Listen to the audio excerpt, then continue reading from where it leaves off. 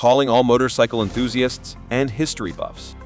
Life of Bikers is taking you on a thrilling ride through the early years of the Hells Angels, a motorcycle club that's become synonymous with rebellion and outlaw culture.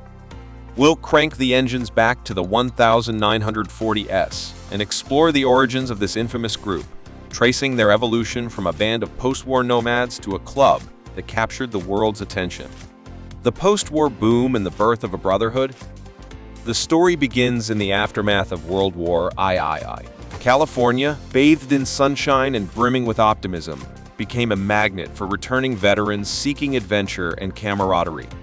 Many of these men, trained for combat and yearning for a sense of belonging, turned to motorcycles for a taste of freedom and adrenaline.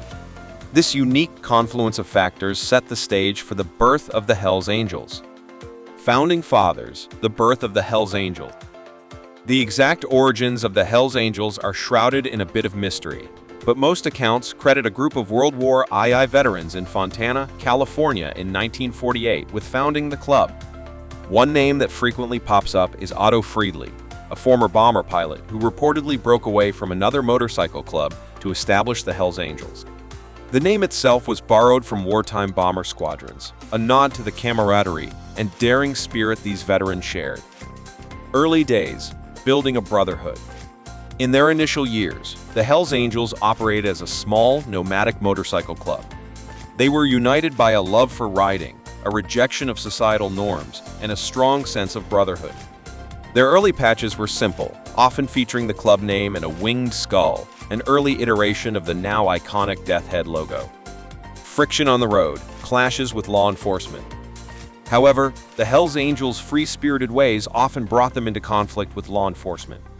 Their rallies and gatherings, fueled by a taste for adventure and a disregard for authority, sometimes turned rowdy. Newspapers began to pick up on these incidents, portraying the club in a negative light. This early negative press would become a recurring theme throughout the Hells Angels' history. The rise of the chopper and the counterculture movement. The 1950s saw a shift in motorcycle culture. Choppers, heavily customized bikes with elongated forks and stripped-down frames became the rage. The Hells Angels embraced this new style, further solidifying their image as rebels on wheels. This period also coincided with the rise of the counterculture movement in the United States. The Hells Angels, with their anti-establishment attitude, resonated with some segments of this movement, further propelling them into the public eye. Hollywood spotlight, Fact Vs. Fiction in The Wild One. The 1953 film The Wild One, starring Marlon Brando, brought the world face-to-face with a fictional motorcycle gang called the Black Rebels. While the film wasn't a direct portrayal of the Hells Angels, it undeniably drew inspiration from the growing biker culture and further cemented the image of the motorcycle club as a symbol of rebellion and danger. This portrayal, while commercially successful, added fuel to the negative media fire surrounding the Hells Angels. The roaring 60s, expansion, tensions, and the dawning of a new era. The 1960s marked a period of significant growth for the Hells Angels. New chapters were established across the United States, solidifying their national presence. However, this expansion also brought challenges. Internal tensions arose as the club grappled with maintaining its core values while accommodating a growing membership. Additionally, the club increasingly came into contact with organized crime, blurring the lines between motorcycle enthusiasts and criminal enterprises. These factors would contribute to the increasingly tumultuous image of the Hells Angels in the years to come. Altamont, a turning point and a tarnished image. The 1969 Altamont Free Concert, originally intended as a West Coast Woodstock, became a turning point for the Hells Angels' public image. Hired to provide security for the event, the Hells Angels clashed with concertgoers, resulting in violence and even a death. Altamont was captured on film, and the disturbing images cemented the Hells Angels' reputation as a violent and dangerous motorcycle gang. The Hells Angels, a complex legacy.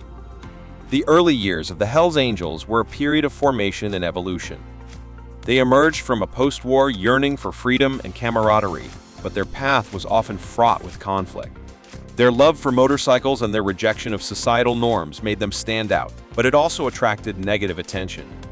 By the end of the 1960s, the Hells Angels had become a household name, but it was a name synonymous with rebellion and danger. Life of Bikers, exploring all facets of motorcycle culture.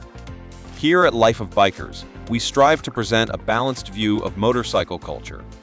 The Hells Angels are a significant part of biker history, but their story is just one chapter in a much larger narrative.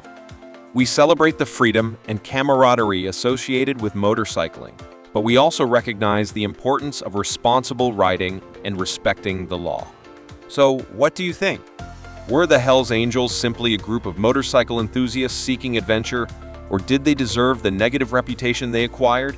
The answer, like most things in history, is likely more nuanced.